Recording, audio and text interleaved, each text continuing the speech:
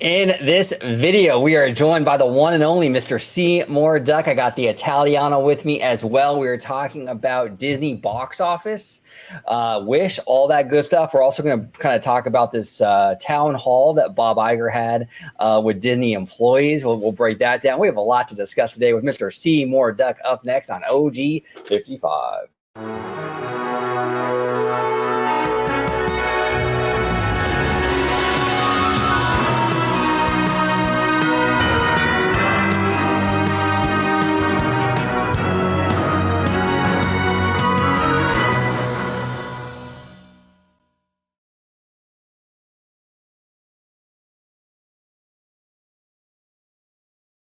Welcome aboard, everybody, to another episode of OG 55. Like I said at the top, we are talking all about box office. We're talking financials. We're talking about Bob Iger and that town hall. All kinds of stuff. Before we do that, though, I want to bring on my fantastic panel. We're going to start off with Mr. Seymour Duck back on the channel. Seymour, thank you so much for joining us, sir. And thank you for inviting me. It's always a pleasure to be on here. Absolutely. It's always good to have you on, sir. If you could let everybody at home know where they can find you on social media. Yeah, you can find me on X at Mr. Seymour Duck. Perfect. And link to his Twitter down below. Seymour is fantastic. Please follow him on X. He does a lot of financial analysis. A brilliant guy. Definitely follow him, support him. He's part of the OG 55 family. Oh, thank you. Very much. Yeah, no problem. And right over here, we got the Italiano. The Italiano, George, right? You're back, George. I am. And your beard has grown in a little bit since the last time we saw you. It's like, I'm telling you, Manscaped, call me. Yeah, right? Yeah, exactly. Yes. We need a sponsor. Sponsor this guy. He's your guy. But George, if you can let everybody at home know where they can find you on social media. Absolutely. You could find me on X, formerly known as Twitter, at Disney George. You could also find me now on Instagram under the Disney Italiano. And of course, you'll find me here on my home base at Orange Grove 55 with Citrus Corner with all that sweet, juicy, but sometimes sticky Disney news and info. Perfect. All right, let's dive right in. So this was a tweet the other day by Mr. Oh, let me just pull this back up again. Sorry about that, fellas. By Mr. Vash Sky. Some of you might remember Mr. Vash Sky when he was a regular on the channel. He is now over there at WDW Pro in that Park Place, a full-time contributor over there for those channels. So Dre released this graph. I guess he created this graph in regards to box office and the earnings and basically, you know, how much Disney is going to be losing based on this past year. And Seymour got in a debate with Mr. Vaskai on Twitter and kind of explained his case as to why some of this isn't maybe 100% accurate. But Seymour, if I'll go ahead and let you set the table and kind of dive right in, brother. Oh, yeah. Just looking at the numbers, it's not consistent. One would assume that you would take the box office numbers and then you just minus it with the break even and that would be your profit. That is not the case here. So like everything just falls apart now because your break evens don't add up. They're not correct. That's interesting. So it says here break even. It says times 2.25. So are his break evens higher than they should be? It's not consistent with the 45% that he's doing with the box office returns. None of it's consistent, right? And on top of that, he's doubling up on the marketing side as well to inflate the numbers. So it makes it look like the break even is higher than it should be, and the profit is lower than it should be. Oh, that's interesting. Yeah, because he's got it here like they're going to lose a billion plus. But based on that, like, you know, if you're going to, kind of pump the marketing and all that, that's going to change the whole equation. And it's unfair to include the marketing onto the box office numbers because it's an afterthought. You think of those numbers after you make the profits, as well as anything else that comes from that movie, right? You get like DVDs, Blu-rays, the TV deals, the streaming, all that money that comes up from the movie is after the box office numbers. You don't add it in. So when you add those in, it inflates the numbers again. It makes everything look worse than it actually is. On top of that, He's including numbers that are not even finished yet. You have the Marvels and Wish. Those box office numbers, like it's still in the theaters, and we're calculating it as their final. That's what it's being represented. Everything looks like it's being represented at worse than it actually is. Well, yeah, and yeah, it's a great point. I mean, especially Wish. I mean, I think at the time of this graph, I mean, Wish was only in theaters for like 3 or 4 days. I mean, nobody knows what the legs are going to be on this thing. I mean, hey, it might bomb next weekend. It might drop 74%, 75% next weekend, but it might not. It might really have some legs here and be another elemental. So when you add it to the graph and you sort of guesstimate as to what you think it's going to make or whatever, it's not really fair, you know? Um, it's not fair at all, actually. And then you were mentioning too, pre-show, Seymour, that I guess the Marvels, Yeah, they got some with the UK, something like that. yeah, they had a kickback. I forget the actual amount that it was, but it was in the millions where they were getting a kickback from just filming in the UK. And but that's not included in here because we don't know the actual numbers.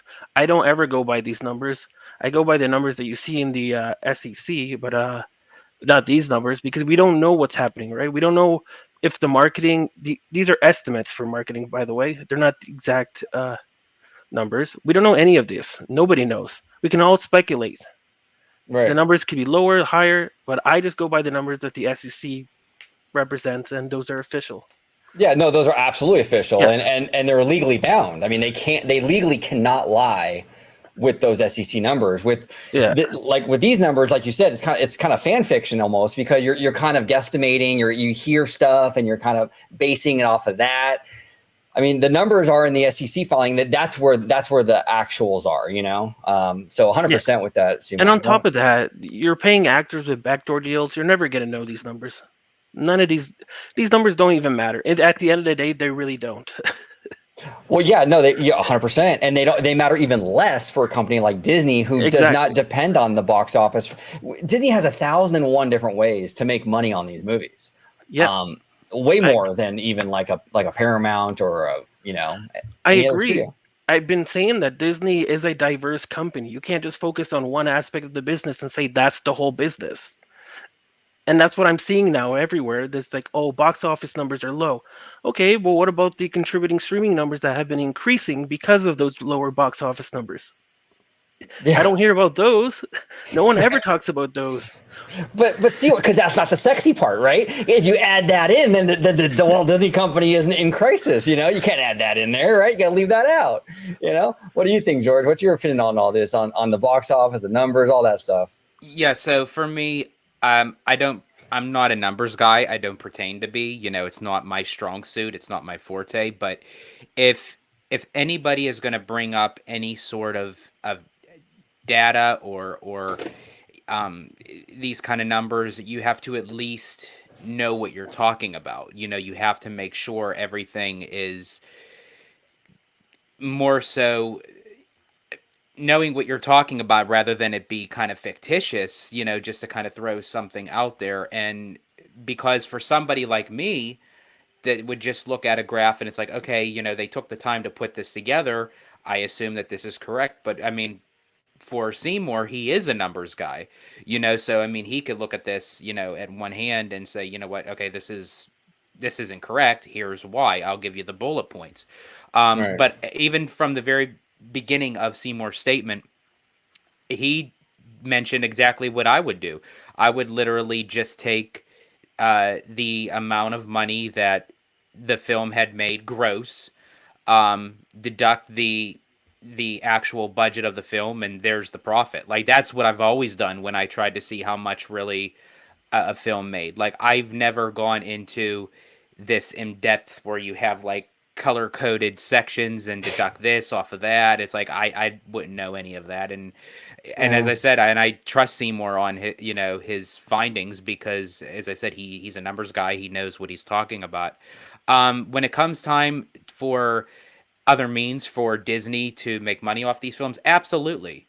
Yeah. Absolutely. I think in time, you know, and I'm not even just saying in 5 to 10 years, I'm saying even like 30, 40, 50 years down the road, theaters may be non-existent anymore. But, you know, someone in the future in 30, 40 years, you could say a theater and they say, what's that? What's a theater? You know, so there's other means of how Disney can cross promote and cross marketed these films to make money. If you actually look back at the time with Trolls 2, Right. I believe World Tour, that movie made bank off of when people were just buying it right off of the streaming. And I felt like Trolls 2 kind of spearheaded that to kind of give these other studios and companies to say, you know what, maybe we should have an upcharge to for people to buy off of streaming to watch firsthand released movies.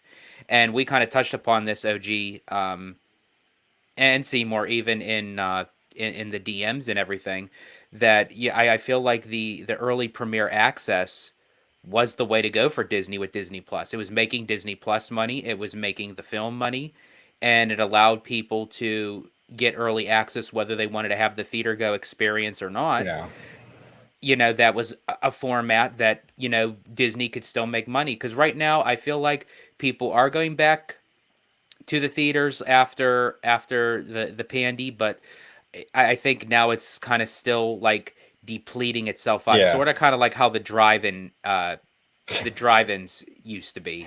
Yeah, well, it's definitely like I said, like I said, I think it was on Twitter, or maybe it was the DMs. I don't really remember, but like streaming didn't kill the theater business, but it's limping for sure. Like it's hurting all these studios, and that's the thing. When you see these narratives out there on Twitter and stuff, like people, like even the Hollywood trades and stuff, they make it sound like this is a Disney centric issue. This is not a Disney centric issue. All of these studios have had significant flops, even this year. You know, I mean, WB had The Flash. I mean, there's been a lot out there, but there have been some gems. But it's not like what it used to be. It just isn't. You know. And honestly, the next movie I want to kind of have a little bit of a spotlight on to really see how that goes is Illumination's Migration. That actually got a theater release moved. I believe it's December 22nd. You know, so I really would like to see like how their numbers go, because again, if it's underperforming or underwhelming, then we also have to talk about that, because just because it's not a Disney titled film, which actually I kind of wanted it to be, because Illumination stole my idea. Sorry, but they did. Just hashtag a little bit bitter about that. Just saying. but I digress. But no, in all seriousness, that you know, you have to mention these things, not just if it's under the umbrella of the Walt Disney Company. Well, yeah, yeah, exactly. You can't just be so hyper focused, and a lot of that is the culture war. You know, unfortunately, couple things. Seymour brought up a great point in the DMs, and I want to bring it to light because I think you made a great point, Seymour, when you said the culture war with the box office isn't really as much of an issue with the normies than it is for like kind of like the fringe element, because you have a movie like Maverick and you have a movie like Barbie. They're only like a year and some change apart, and they both made what, $1 billion. Vastly different messaging. You know, one is considered more conservative, Maverick, and one was considered, you know, far left. If they both made $1 billion, it kind of shows the general public doesn't really care, right? They don't.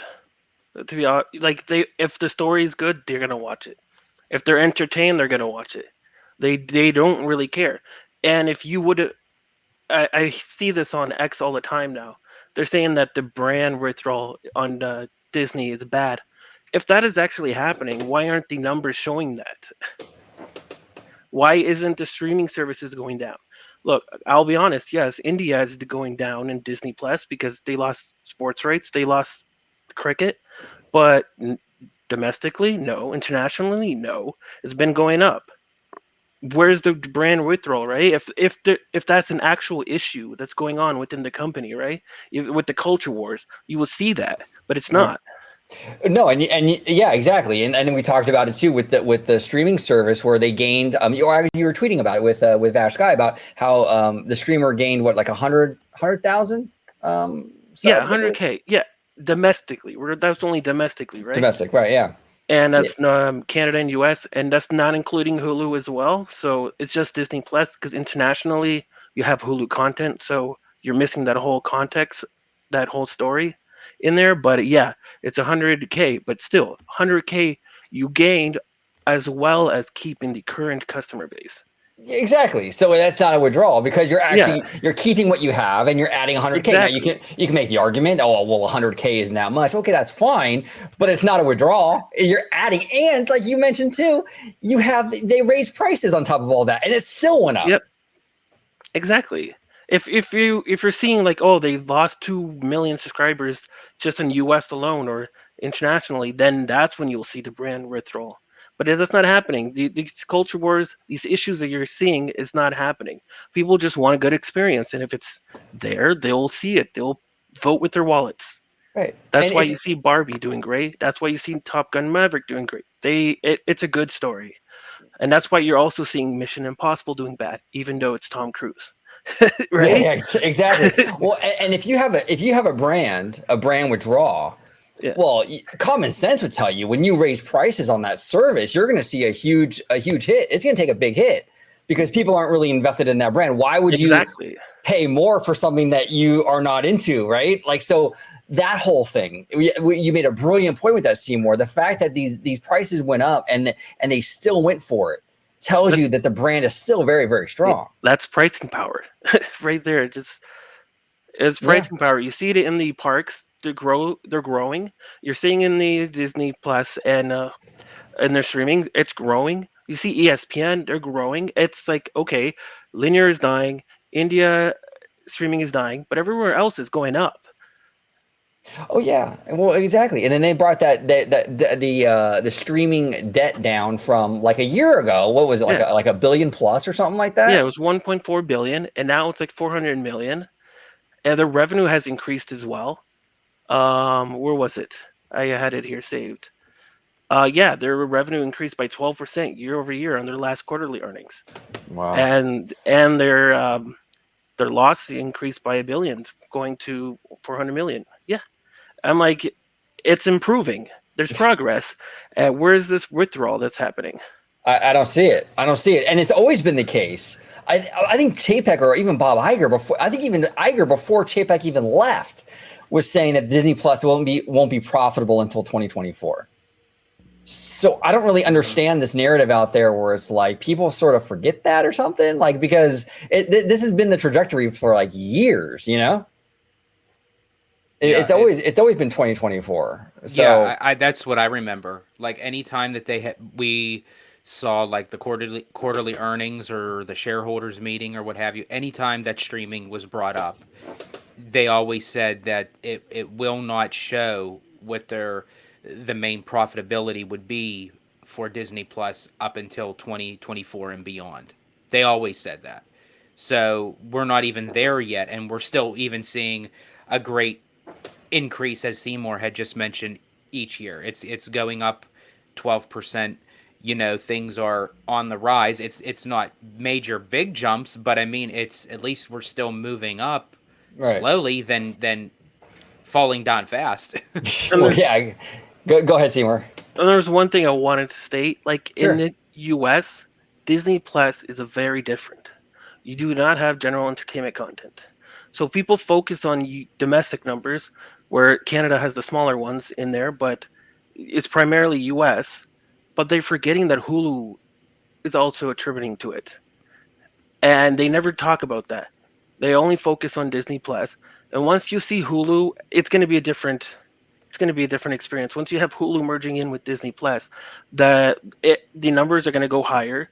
The churn is going to go lower because you're going to retain those customers by just even watching simple general entertainment content. Yeah, The no, back the back catalog that the 20th Century Fox has is enormous. yeah, no, I can even speak from my personal experience. The only time I ever really leave Disney Plus is it's to watch something a little more adult, you know. But now if you have Hulu in the mix, I don't have to leave. Yeah, It's I don't all even use Netflix anymore. I forget that Netflix is there. The only time I'm watching it now is because that Squid Games challenge. But besides that, I don't really watch it. yeah, yeah, no, 100%. And the other thing too that I kind of want to touch upon with you, Seymour, are the parks. You know, it's like I keep hearing like, you know, Universal's parks are doing so great. You know, Disney's, you know, floundering, but it's kind of been the same story, at least for the domestic parks on both sides. I mean, we saw here in the last quarterly earnings call, Disneyland was up and Florida was either down or like flatlined. I don't 100% remember that. But Universal had the same kind of dynamic where their Hollywood park was up and seeing a lot of growth, where their Florida parks were kind of flat or lower. And it's like, so that's another thing where I'm kind of like, well, wait a minute. I thought there was this big brand withdrawal. It seems like there's a pattern here that obviously that Universal and Disney are sharing that are very similar. You have any thoughts on that, Seymour, in terms of the park stuff? Yeah, it's like the movie theaters, how the box office numbers are going down. It's just an industry trend, and I believe the industry trend was because Florida opened up earlier than everyone. So now that revenge buying of going on vacation has normalized, and that's what we're seeing. And we're not seeing that yet in international because they reopened later on. We're not seeing Right. that as much in California because they open up later on. But that's what I'm seeing. We're normalizing, and even though the revenue, even though it's normalizing, it's still beating prior COVID numbers. Right. Where's the brand withdrawal there, right? It's beating prior COVID numbers. Yeah, exactly. Well, and then the other thing too with the brand withdrawal is like these movies, right? Like for example, Wish, right? Let's just say it underperforms. Let's say it doesn't have legs and underperforms, but that thing is going to do banger numbers on Disney Plus. So it's clear that families are staying away from theaters, maybe for some other reason than brand withdrawal. Because if it was brand withdrawal, number one, they wouldn't have Disney Plus. And number two, they certainly wouldn't be watching these Disney animated movies at home in the numbers that they're watching them. Encanto, even Moana, which is a movie from 2016, is still doing banger numbers. Yeah, you're seeing Elemental still being number two in the top movies for the Nielsen charts. And I like to note that, like I mentioned before, Disney Plus is very different in the US. It's almost like a niche product to the Disney experience, where internationally you got that general entertainment. People watch more content for Disney just because of that. So you have all those subscribers watching it more. So I wouldn't be surprised if Bob Iger, but it was first Bob Chapek, right? He saw the idea of pushing general entertainment with Disney. He saw that elasticity of, okay, the Disney culture can have that. Everything will be fine. And I think Bob Iger saw those numbers, those international numbers, and what they did, and how it actually boosted up the Disney core IPs up even higher because they're on the platform more. There are more to look at movies and TV shows. If you're on Netflix, you're just like browsing in and seeing what you want to watch. Right. On Disney Plus, it's almost as if, okay, you have to wait for a show to come on or a movie to come on to watch. If you have that general entertainment, you're going to be on there all the time. Oh yeah, no, 100%, 100%. It changes the game. It 100% Exactly. changes the game. And Yeah, also, I just one more thing. sure. I know we're speaking a lot about numbers and whatnot, Yeah, but with the parks, Universal, even though people don't want to admit, is a smaller park. So when you see like total numbers growing dramatically, 22% compared to like Disney 14%, it's because it's it's a smaller park. Like the money that they bring in. So even if the smaller you are, the faster you grow. So Disney being so much bigger internationally, it you're still making more money than Universal. oh yeah, no, 100%. It's kind of like if you have like a Twitter poll, right? And if you only have 10 people voting, every vote really drastically Yeah, changes it, right? exactly. But if you have thousands of people, 10 people can vote and it barely moves the needle, And that's kind of, I think, what you're saying, right, And Seymour, pretty much? Exactly. and Yeah. and that's even with how the percentages go with these critic reviews for movie theaters, like for films. I'm sorry, in the theater, like even like with Rotten Tomatoes and Cinema Score, which yeah, I mean you can still go by those, but when you get those initial critics that sit in those chairs to watch the movie for the first time, if you only have 10 critics, it changes the steep of the percentage where Right. you're only going by 10 initial people. You're not going by the majority. Right. And you see that because it's like, look, it's fashionable to kind of crap all over Disney. So these Rotten Tomato numbers come out for like Wish, and there's like 7 critics that voted on it or whatever, or gave their reviews. and it's at 56%. It's like, okay, yeah, but that's like 7 people. Can we wait until it kind of gets up a little bit more? And if the score is still 56 after 1,000 reviews, fair game, but yeah, you're right, George. It's like, like they jump right off the gate and there's like less than 10 reviews on there, So it's crazy. Let's pivot now to this, because today was his big Bob Iger Town Hall. He did one last year when he came back, which I thought was fantastic that he did that, and he decided to do it again this year. Interesting stuff. He says here, Disney execs talk quality over quantity. They plug the parks, say ESPN is still eyeing a 2025 DTC, which is direct-to-consumer launch, and more from Bob Iger's Town Hall, just to kind of set the table just a little bit before we dive in.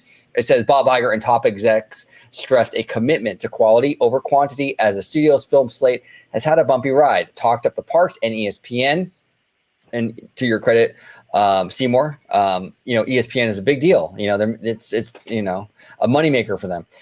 He goes on to say, and looked at the future of its television business and anticipated all hands on deck town hall today, 1 year after the Disney CEO returned to the helm. So, George, you texted me. You seem very passionate about this town hall. I feel like you want to get some things off your chest or something.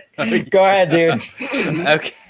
Okay. So for anyone who's watched the show thus far, and when I am very passionate about something, or even down to the other spectrum, just downright pissed off, I have this term: I go balls to the wall, and that's what I'm going to do right now. So for me, all it seems like it's a repetitive.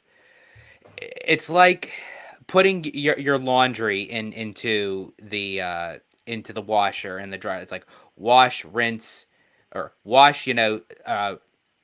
Wash, soap, rinse, repeat. Wash, soap, rinse, repeat. It's like it's this constant, this repeating of the same thing. But at the end of the day, you still get clean clothes at the end of it.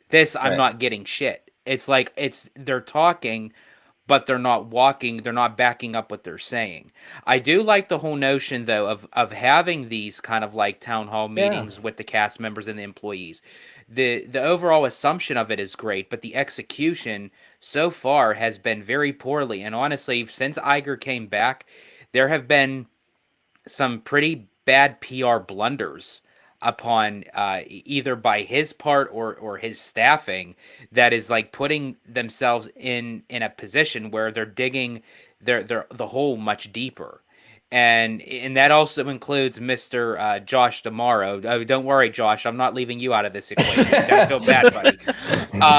So it's just getting frustrating that they're saying, okay, yeah, so we're going to do quality over quantity, which is correct. That's fine. But put your money where your mouth is. Let's see it. And then they're saying, okay, in order to do, and Iger also touched upon this by saying, to be in the theme park business, you have to spend to be successful. Okay, great. Yeah, I agree with you, but I don't see you doing it. I have yet to see anything. And I get it, things take time, but it's like they're kind of holding us in this wheelhouse where it's like the wheel is only spinning, but we're not going anywhere. Yeah, I see what you're saying with that. Well, the parks are particularly frustrating for me because tomorrow I think is the what if stuff is driving everybody crazy. I don't mind so much I don't mind so much if like projects aren't like in full blown construction mode right now. My issue more or less with tomorrow is like, I just want like some sort of plan, like a concrete plan, right? So for example, like with Pandora at Disneyland, just tell us what it is. Is it a land? Cool, it's a land. Okay, what park is it going in? DCA? Cool, it's going to DCA. We'll give you more details at D23. That's all you really need to do, the vagueness. And then in Florida, it's even worse because you guys don't even get like a definitive anything. It's kind of like, we could do this, we could do that. Maybe we will, maybe we won't.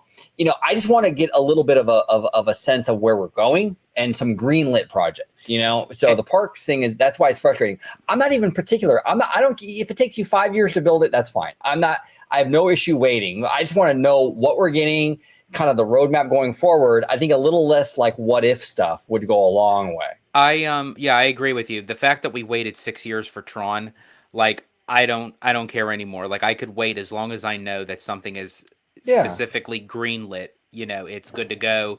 They're starting to make their ways to get something produced, but nothing is even being produced. They are still stuck in this what if rut.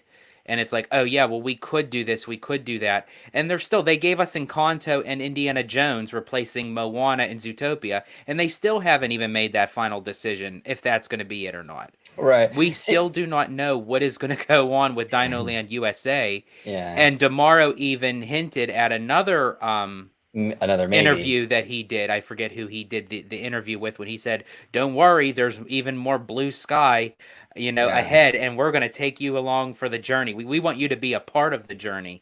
It's like, well, you could take that journey tomorrow and shove it, because it's like I'm like I'm done with it. Like the first time it was cute.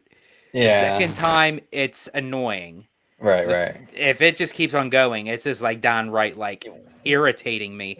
And the fact that even tomorrow, sorry OG, I gotta get this out, brother. You're good. And even so, tomorrow said right now, uh, that he had said, "Oh yeah, well, Disneyland has enough land there for an entire third park. We have that land. We have that capability." And part of my French, sorry Seymour, I don't know how you feel about this. Then tomorrow, fucking do it. Yeah, no. Well, and they do have enough land. They do. I've been saying that for years, and people were fighting me on that. The Toy Story parking lot is 75 acres. California Adventure is 75 acres. They could build a third park if they wanted to.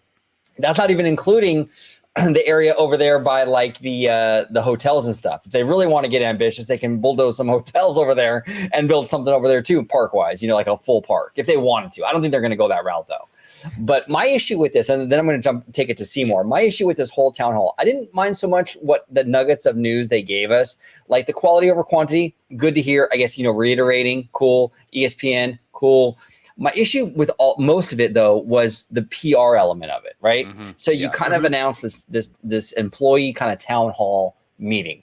When you announce a town hall, that's implied it's a back and forth, right? It's not just Iger talking to the ABC News guy and doing an interview. This is going to be like people in the room with him, and assuming you can ask questions and bounce ideas off each other and what have you. That's a town hall.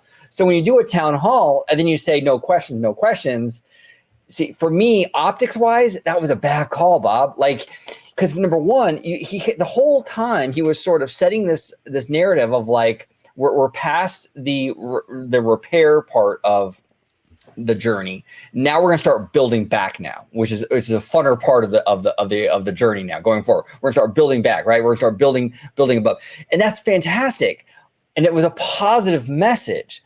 But when you kind of like cut that off with no questions, you kind of negate the positive message, the optimistic message, because no questions, in my opinion, sort of makes it seem like it's negative, like things are not going good. Like that's why they don't want to. That's why they don't want questions. Now that's not the case. I don't necessarily think, but that's the optics you're giving when you do the whole no questions thing.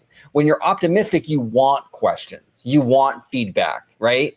So I think that he really messed up with that. He really did. If he didn't want to take the questions, he shouldn't have had the town hall. Now, if he was worried about getting like a Nelson Peltz question or something like that, what he could have done is had the employees submit questions in advance and have the ABC News guy, the host or the moderator, whoever that was at the town hall, read the questions. So therefore, you're screening the questions. You have the ABC guy reading the questions, so you're not going to get like a bait and switch or anything like that, and you're good. But here's the issue. This is what I think was happening with the no questions. Bob Iger was not scared of the questions because he could have done what I just suggested. He was scared of his answers. And what I mean by that is if he answers the question, the media might run and spin his answers. And that's been happening a lot lately with Disney, and even in the trades. It's not even like the Disney hate YouTube channels and stuff. I mean, they're even doing it like in Variety now, right? So if he answers a question, they can clip that thing and they can twist it a million different ways and make it look better. I think that was the real concern, is that, and not so much getting asked a question he couldn't handle. Go ahead, Seymour. What are your thoughts on this, brother? In regarding to the shareholders, they didn't like it. It didn't bring them confidence. Stock market doesn't like uncertainty, right? And usually, the shareholders, like even in their meetings, they get questions and answers all the time, and they didn't get that here. They didn't get the answers they wanted, and the uncertainty didn't give confidence to the shareholders.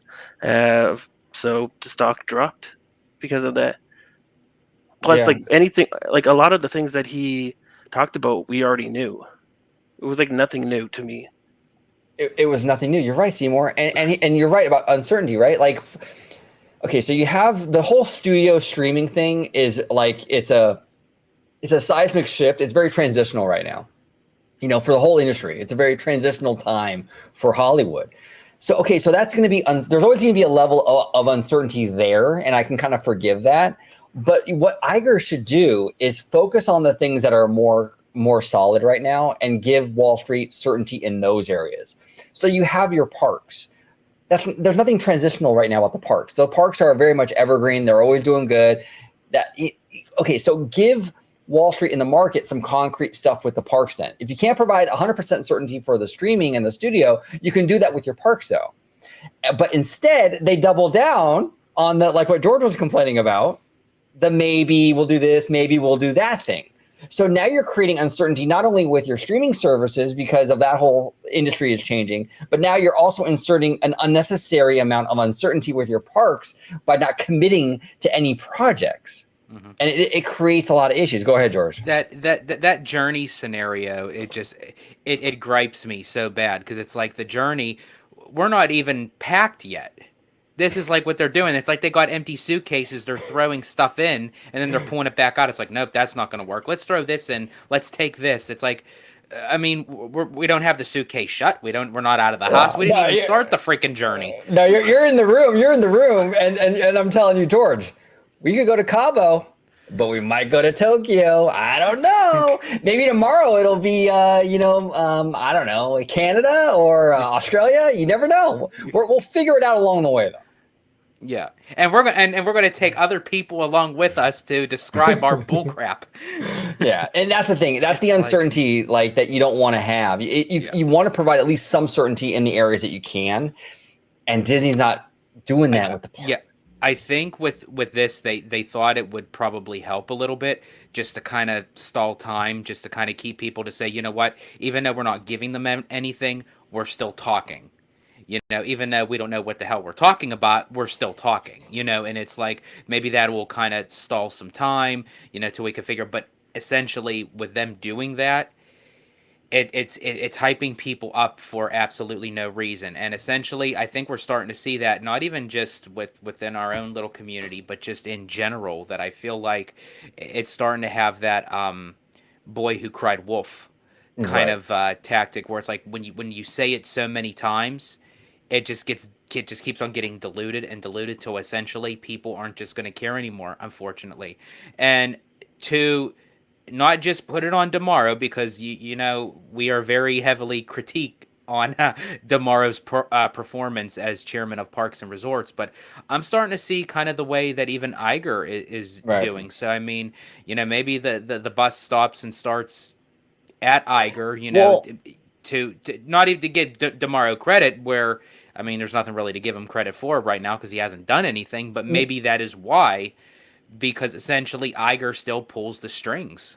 George, that's a great point. I was thinking about that today, actually, right? Because this whole town hall thing, and even like the Frozen 4 announcement, we are kind of thinking about it, maybe sort of, right? That whole thing.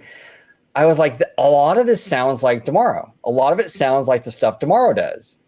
Like maybe this, hey, look, to be fair, because we've been very critical of Damaro. Maybe it's not even his call. Maybe it's coming from above. Maybe that's where it's coming. All the maybe stuff is coming from, and it's very possible. We don't really know. Because essentially, if I'm running a certain division, right, and a higher power, my boss isn't allowing me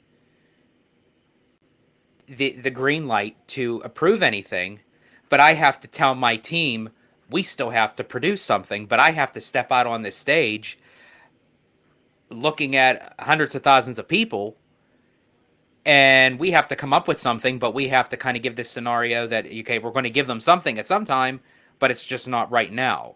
So I can somewhat minuscule, very, very tiny, feel bad for Demaro in that sense, because if that is the case, Right. but if Iger is pushing him to say, you know what, we got to get this stuff going, and Demaro is unwilling to commit, then unfortunately Demaro has to go.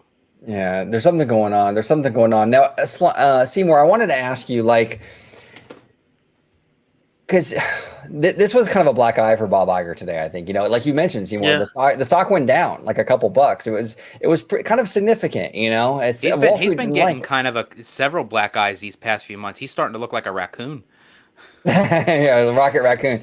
Well, I want to ask you, Seymour, what are your thoughts on that? Like, do you think, because obviously they're working on a succession plan for a new CEO, right? Do you think that it's a possibility that he's going to kind of push too far and maybe they're going to remove him early? I don't think that's gonna. No, I don't think that's gonna happen. You don't want to do that right now. No, you don't want another, Chapek 2.0 situation. That no, like, because you're gonna have to find someone, right? You're gonna find someone as soon as possible. No, I don't think that's gonna happen. That's gonna freak out everyone. Mm-hmm. Everyone who's working at Disney, everyone, the shareholders, they want a plan that Bob Iger had. And if you're gonna take him out now, you got to make everything new. No, to be transparent, I used to be a Disney shareholder. I'm not a Disney shareholder, and if I saw a second CEO, I would sell everything. I'm Wow. I'm not even gonna. Yeah, I could actually concur with Seymour on that. I think right now Disney is in a very vulnerable state right now, and they're trying to put their building blocks back up where they are, and I mean, they still have a ways to go, but they're starting to show positive progress in some areas and departments. They still, as I said, they still have a ways to go, but I think if they were to start over now with a new CEO, I feel like that if they had somebody already in the pipeline where it was like gung ho, you know what, this person knows the company, they know the product, they know, they have, ways about them, but I don't even think even no, the board knows that at this point, because the no, people that are kind of were in that little section, Dana Walden, Demaro, even, God knows why, but I'm just saying. Then there was who was the other one? OG. It was Dana Walden. Pitaro, he's the ESPN Pitaro, guy. and now the new guy from uh, Hugh. God, I'm bad on names today. Johnston. That he may be even in the running, but they may want to see like how his workings is within the company to kind of see that. So I think it's a little bit too early to be considering on a new CEO right now, just because of the vulnerability in the company. I agree with you, gentlemen. I think mean, go ahead, Seymour. I was just gonna say, unless you bring Kevin and if Meyer and Staggs on as co-CEOs, those are the only replacements I can see as of now. If you wanted to, anyone else, no. Because at least with them, I know I have this certainty. The people don't like uncertainty. They want that. This whole meeting that they had, the town hall, was actually planned badly because it happened right after Wish, and they wanted answers and they didn't get their answers. Right. Exactly. No, exactly, Seymour. They want answers. They want to know, and they want to know what's going on with animation, and they made it so much worse because they got up there and they said no questions. And it's like, oh my God, it's like, okay, you see a pretty girl, right? At the mall or something, right? You're like, oh man, I want to approach her. And you walk up to her and you just stand there and you stare at her for 10 seconds and walk away. At that point, bro, you might as well not even have walked up to her. You know what I'm saying? If you're not going to say anything. That's kind of where it's at with what happened? Who blabbed? Oh, I'm sorry, George. Yeah. but you know what I'm saying? If you're not going to do it, then don't do it. Like sometimes you're better off not doing something than doing it like kind of half-ass, This I felt was kind of half-ass. I think they wanted the town hall for maybe the optics of having a town hall, but they didn't want to have the drama of having questions. It's like, you can't really do that. If you wanted that, then you should have just sat down with the ABC News guy and had an interview, Bob. Then that would have been a better option. But to make it a town hall, you're implying that questions will be asked, and when you don't give those questions, then you look like you're hiding something. And I'm not one of those guys. Like, look, and Seymour, you're amazing, man. Like, you had a tweet today. There was this guy. I forgot who it was, man. But he was going like all in, like, oh man, they're lying about their SCC numbers and all this stuff, and all this stuff. Like, it's crazy what's out there with the conspiracy theories about Disney, And the frustrating thing is that when Disney does things like this, it feeds into that BS. It feeds into all that nonsense. Come on, Iger. Like, yeah, it's frustrating. It's really, really frustrating. So we'll see. We'll see. George, any final thoughts before we kind of close it out? And I'll go to Seymour. Yeah, I feel like just right now Disney has to kind of get out of the repetitive notion of just kind of giving us the same. They're trying to give us hope, but really what they're doing is they're just repeating absolutely nothing, and they're not going off of anything. And I hope that they take a look at those stock numbers to actually say, hey, you know what? When we had our last quarterly earnings, we did it in a way where we gave people hope. And guess what? Those numbers went up. At this town hall meeting, it didn't. Look what happened to the numbers. So they should really try to configure a strategy as to what they're doing and how they're presenting it, because that is key factor, that if you don't execute it properly, then it's not going to go anywhere. Yeah, no, well said. Well said. Seymour, any final thoughts before we close out, brother? I wish that he gave certainty, gave the answers that the questions are being asked, and he didn't. He just didn't, because like I said, it happened right after Wish, and you see the box office numbers going down, and people want answers. They want to know, what are you going to do, right? What are you going to do with streaming? What are you going to do with all these other things, right? You said quality versus quantity, but I mean, you stated that when you came back as CEO. You said that at the beginning. Oh, quality, yes, I understand, but how's that going to fix the numbers? Wish was a good movie. It had an A- cinema score. Right. It was. So, like, where's the quality not in there? No. So what are you going to do to fix it? We wanted those answers. He didn't give us those answers. He didn't give anyone, and he didn't give them the confidence as a CEO should be, right? You should have give the confidence to your employees, the shareholders, everything. He didn't give that today. Yeah. No, he didn't. He really dropped the ball on this. This was a PR mess for him, and he just handled it way, way wrong. Yeah, and people used to look up to Bob Iger, right? People wanted him to be president. Nowadays, people just want to cancel him. Yeah. Everything got reversed within just a few years. Yeah, and I feel like a lot of this stuff, Seymour, is just like, it's so like self-inflicted. It's like today was like totally like the stock price didn't have to drop today. Like, no. I mean, this was so unnecessary. I was just going to say, today was it shouldn't have happened. It didn't have to happen, and they didn't have to do anything. There could have been no town hall meeting, and today could have just went on as a normal regular day. Yeah. In the Walt Disney Company. But stock might have went up if it didn't happen. Yeah, probably. It's like, come on. It drives me crazy. It really drives me crazy. I don't know what's going on with the messaging though has been off. And now I do know that Iger lost. Oh man, I forgot her name. I never remember her name. Alia always helps me out with this, but I think her name is Xenia, if I'm not mistaken. The old PR lady that used to be Iger's like right-hand person for PR. She left Disney when Chapek came in, but she never came back when Iger came back. It's possible that maybe his messaging game was so good back then was because of her. That's possible. I don't know. Now I think they still have Christina Shockey, who's a former Hillary Clinton and Biden person, I believe. And she's been okay. So. Yeah, I think so. Yeah. I think she's the one who advised Chapek to grow his beard out, which is actually a pretty good move. It made him look more friendly. I don't know. He looked less like the guy from Daredevil, the bad guy from Daredevil, Fisk, I think his name was. Yeah. It looked a little more friendly, a little softer.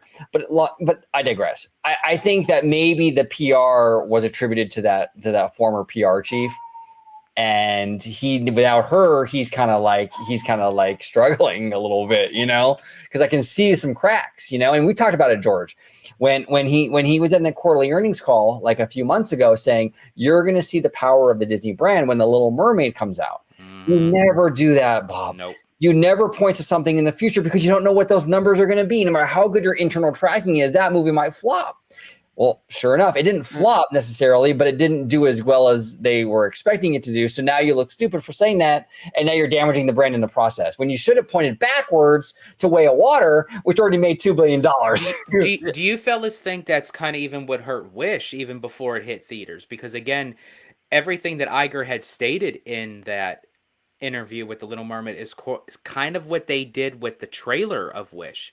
What do you mean? Kind of like how they kind of hyped this thing up of saying like 100 years in the making, which I understood it.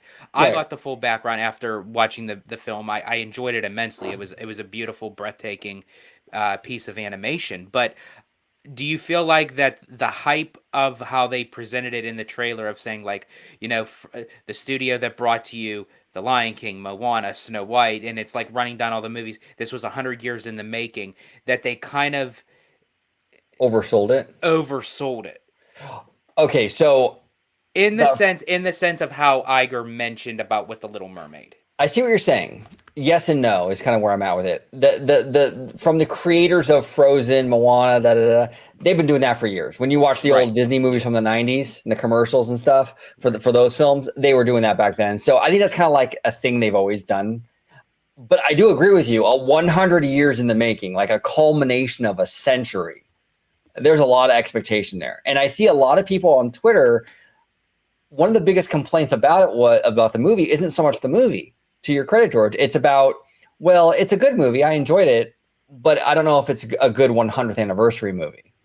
So that is kind of a self-inflicted wound. They tied it to the 100. Right. If they would have just released Wish and say, hey, here's the trailer, just happened to be released during the year of 100, the 100th anniversary of the company.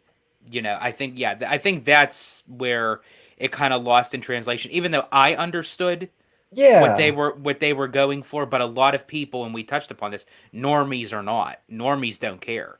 So when you take that general audience and you're going to just throw that in there as it being like 100 years in the making, it leads all up to this. I mean, that sounds like a climactic ending to like a cinematic universe. Yeah, exactly. Yeah. That's something that you say for Endgame. Like that's not something that you... And it's even worse than Endgame, because Endgame was a culmination of like 20-something films. This is a culmination of 100 years of animation. Yeah. So you're really setting the stage, and you're getting everyone conditioned for this, like, kind of what I talk about Epic Universe, right? The thing about Epic Universe is that the expectations game is going to kill that park, because everyone on Twitter is like thinking this thing is going to like change the game. This park is going to like just be the most amazing thing to ever grace the planet. I'm like, that's never going to lead up. It's never going to live up to those expectations. That's unfair to Universal, to be quite honest with you. But it's the same thing with this Wish movie. You set it up for failure, because you're like you said, it's 100 years. It's like you build it up so much, and it could be a gorgeous movie, great songs, it's fun, awesome. But it's never going to live up to 100 years of Disney animation. It's like those are tough shoes to fill. Yeah. I don't know. I think honestly they should have let the film speak for itself. Exactly. And I feel like that's what they did with Frozen. They just let Frozen be Frozen. Right. It wasn't like, oh, we got this phenomenal movie coming out in 2014. It's going to battle all expectations of Disney animation. It's like, no, you don't need that extra oomph. It's like comedians. If you oversell and you try really hard to be funny, and I touched upon this when we were talking about this with the guys over at Bad Thoughts Podcast, is if you have to oversell yourself to be funny, then 9 out of 10, you're really not that funny. It's always better to undersell it, right? Yeah. It's always better to undersell it. And then people go in there and they're like, wow, that was better than I thought, Yeah. But Seymour, what are your thoughts on that, brother? I just find it ironic the last earnings they had was a pivotal point for Bob Iger, and the stock went up. As soon as this meeting happened, now it's reversing. It's going off a cliff. Yeah. They gave the confidence in the shareholder meeting today. No. Now, Seymour, what do you think? Because you're a financial guy, and I'm curious your thoughts on this. What do you think this means for Peltz? Does this encourage him to get back to make those moves right now? Because he's been quiet. He hasn't really done anything. He wants answers. So Um, and this would push him to get the seat at the board even more. Because if you're not giving him the answers that he wants, then he's going to go in there and get those answers forcefully. Right. And Iger's Yeah. kind of making it a little bit easy for him for Peltz to go into. Iger's his own worst enemy. Saying, I know, it's completely self-inflicted. You know, Like- it's frustrating. That's like, not to be rude, like you hear that. This is going to be horrible, a bad analogy, but yet it would still make sense. It's like if you hear on the news that there are home invaders that are in your area, but you're going to keep your door unlocked. And it's like, well, yeah, just come right in, grab all our stuff, have a ball. You know, it's like Iger is literally opening the door for Peltz to take a seat on the board. Right. And honestly, and if he eventually does, and Peltz cleans house or does whatever, Iger can't bitch and moan about it because he's doing it to himself. Yeah, he should have gave a little more today. Than it wasn't even necessary. Like he didn't even have to do it. It's just frustrating. Yeah. But I want to go ahead, Seymour. I'm sorry, bro. I was just going to say, still no update on Hulu either. They were supposed to do the beta in December. Oh yeah, that's true. Yeah, they get to buy officially December 1st, right? They can put all the numbers in and everything. And that's coming up right soon, right? So even if Iger would have mentioned that could have been just enough to even allow some stock to even go up. Right. Oh yeah, because Wall Street's like really focused on the streaming side. Like any good streaming news would definitely move the stock. You know. Oh man, it's crazy. This is it's a wild ride. It's a wild ride. So we're gonna stay tuned to it. Seymour, I want to thank. Yes, folks, we are not talking about Mr. Toad. No, we're not. But Seymour, I want to thank you so much for coming on, talking with us, man. It's always interesting to pick your brain on these financials and everything. So we do appreciate you. If you could let everybody at home know where they could find you on social media. Oh yeah, you can find me on X at Mr. Seymour Duck.